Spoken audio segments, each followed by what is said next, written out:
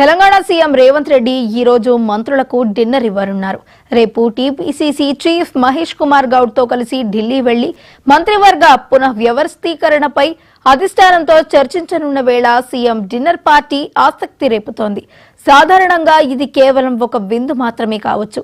కానీ ప్రస్తుతం ఉన్న రాజకీయ పరిస్థితుల నేపథ్యంలో ఈ డిన్నర్ పార్టీపై సర్వత్రా ఉత్కంఠ నెలకొంది.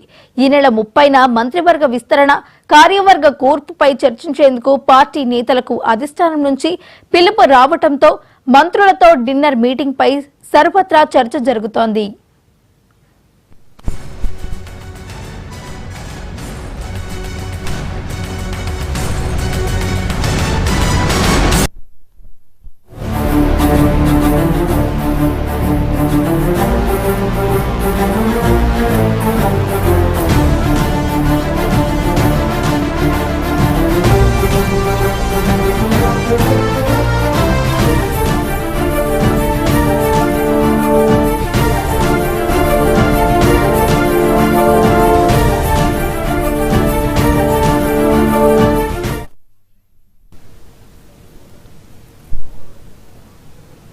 ముఖ్యమంత్రి రేవంత్ రెడ్డి ఇచ్చిన ఈ విందు కేవలం భోజనానికే పరిమితం కాకుండా రాబోయే మంత్రివర్గ పునఃవ్యవస్థీకరణపై కీలక చర్చలకు వేదిక కానుందని రాజకీయ విశ్లేషకులు భావిస్తున్నారు. ఈ నెల 30న అధిష్టానంతో జరిగే సమావేశం తర్వాత జూన్ మొదటి వారంలో కేబినెట్ పునర్వ్యవస్థీకరణ జరిగే అవకాశం ఉండొచ్చని ఊహాగానాలు జోరుగా సాగుతున్నాయి.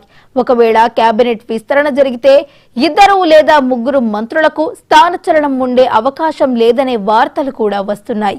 ఈ విందులో ఏ అంశాలు చర్చకు వస్తాయి, కొత్త మంత్రుల కూర్పుపై ఎలాంటి సంకేతాలు వెలువడతాయి అనే దానిపై ఉత్కంఠ కొనసాగుతోంది.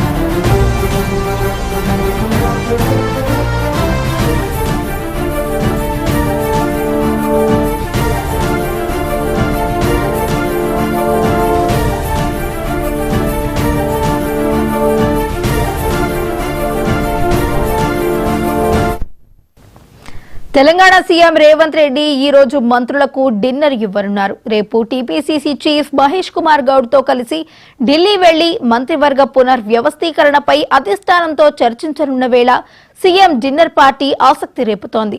సాధారణంగా ఇది కేవలం ఒక విందు మాత్రమే కావచ్చు. కానీ ప్రస్తుతం ఉన్న రాజకీయ పరిస్థితుల నేపథ్యంలో ఈ డిన్నర్ పార్టీపై సర్వత్రా ఉత్కంఠ నెలకొంది.